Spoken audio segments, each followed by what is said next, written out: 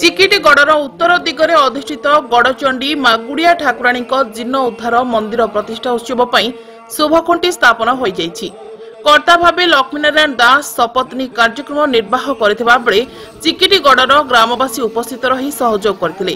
ଆସନ୍ତା ଏପ୍ରିଲ 3 ତାରିଖରୁ ଏହି ପ୍ରତିଷ୍ଠା ଉତ୍ସବ ଆରମ୍ଭ ହୋଇ 7 ତାରିଖରେ ପୂର୍ଣ୍ଣାହୁତି ହେବ।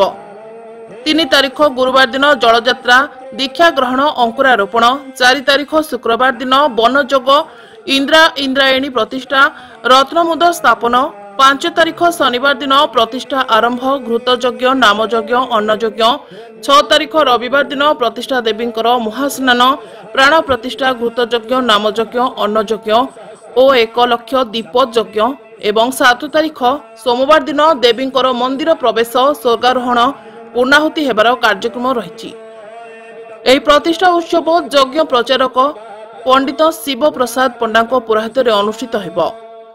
ଚିକିଟିରୁ ଅରୁଣ କୁମାର ପଣ୍ଡାଙ୍କ ରିପୋର୍ଟ, ଚେତନା ମିଡିଆ।